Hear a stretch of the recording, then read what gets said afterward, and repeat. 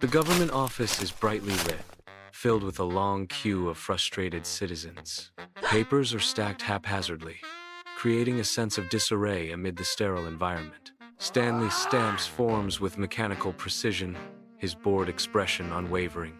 Ink blots mar the documents, further irritating the waiting crowd.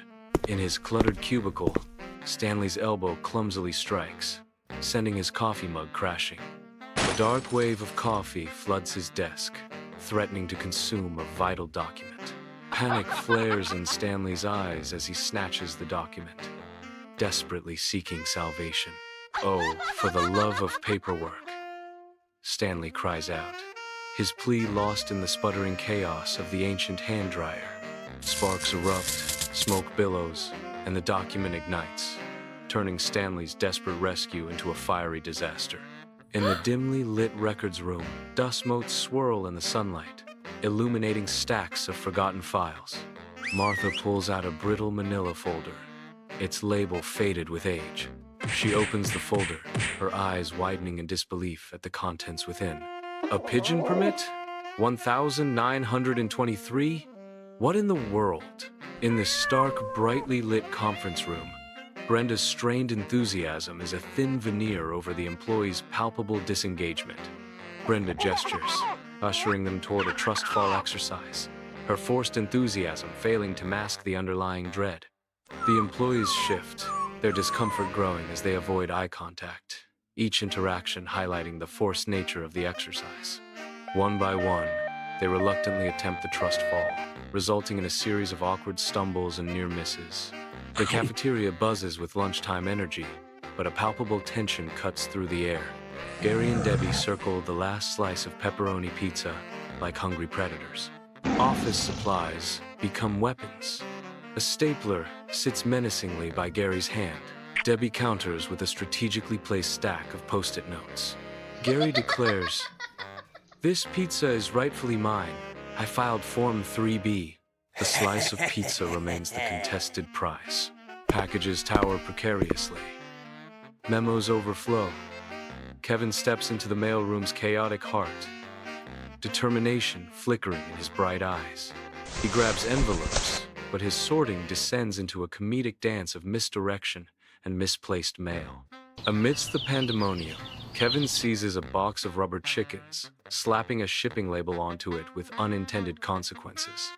Unbeknownst to Kevin, the label directs the box of rubber chickens straight to the mayor's office. The IT department hums quietly under fluorescent lights, rows of cubicles stretching into the distance. Without warning, the ancient computer systems screech, and the office plunges into darkness. Panic erupts as employees scramble in the sudden chaos. Brian, the IT guy, hunched over a keyboard, his face illuminated by the pale screen, begins his desperate troubleshooting. He mutters to himself, trying increasingly bizarre solutions. Brian chants ancient computer code in a language no one understands. In his mahogany-clad office, Mr. Henderson's darting eyes betray his digital struggle. He attacks the tablet with furious taps, a general commanding a failing campaign. Unnoticed, a printer awakens, spewing a paper avalanche that mocks his paperless dream. Lost in digital delusion, Mr. Henderson remains oblivious to the irony unfolding behind him. The elevator descends into sudden darkness, trapping 5 office workers in a silent, metal tomb. Sarah, ever the pragmatist, breaks the silence. "Okay, everyone stay calm. Has anyone used the emergency phone before?" Mark nervously admits. No. I usually take the stairs." David's voice rises in panic. "Me neither. Is it just me, or are these buttons getting smaller?" Robert attempts to lighten the mood with a joke. "I know one. Why don't scientists trust atoms? Because they make up everything." In the sterile environment of human resources, Sarah's face twists in displeasure as she faces Janice. Janice leans back, her professional facade unwavering. Sarah's voice rises slightly. "I need to file a formal complaint about the coffee." Janice responds calmly. "Okay, Sarah. And what seems to be the issue with the coffee?" Sarah grimaces. "It tastes like liquid despair. I swear, It's gotten worse. Janice sighs, maintaining her composure. I understand your frustration, Sarah. But as we've discussed, there are limitations to the coffee budget. The parking lot awakens under the sun, a chaotic arena where office workers clash for territory. Passive-aggressive notes whisper from windshields, tiny flags planted in a silent war. Traffic cones stand guard, marking the boundaries of hard-won domains. A rogue shopping cart roams, a dented warrior on wheels, ominously patrolling the asphalt sea. Bob hunches over a bank of monitors, his brow furrowed in intense concentration. Excessive stapler use detected in Sector 4. Commencing disciplinary action. He continues his watch, eyes narrowed with focused determination. Unauthorized donut consumption in Break Room Alpha. Suspect is Johnson. I'm coming for you, Johnson.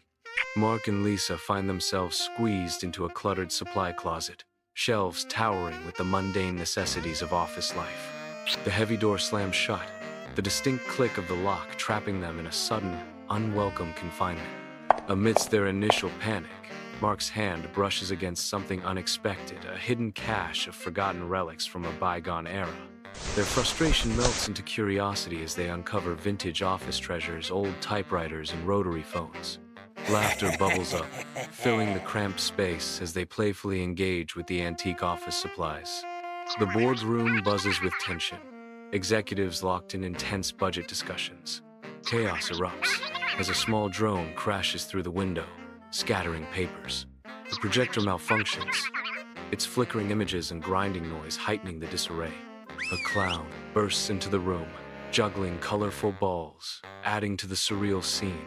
The clown looks around, utterly confused by the scene before him. Pandemonium reigns in the grand lobby as employees scatter in frantic disarray. A rogue rubber chicken bounces wildly across the waterlogged floor, embodying the chaos. Water gushes forth from a burst pipe, turning the lobby into an indoor pool. The mayor enters, stepping into the aquatic disaster with polished shoes. He stops short, aghast at the scene before him. What in the bureaucratic world is going on here? He exclaims, his voice echoing in the flooded space. In the desolate government office, Stanley is the lone figure silhouetted against the rows of empty desks. Under the cold hum of fluorescent lights, Stanley's shoulders slump, each stamp echoing his weariness. A rubber chicken perches atop Stanley's head, a surreal crown amidst the bureaucratic drudgery. Another day, another bureaucratic adventure, Stanley mutters, the words heavy with resignation. The desk lamp casts a dim glow on Stanley's weary face, highlighting the absurdity of his existence. In the heart of the night, Stanley continues to stamp forms, a lonely warrior in the battle against paperwork.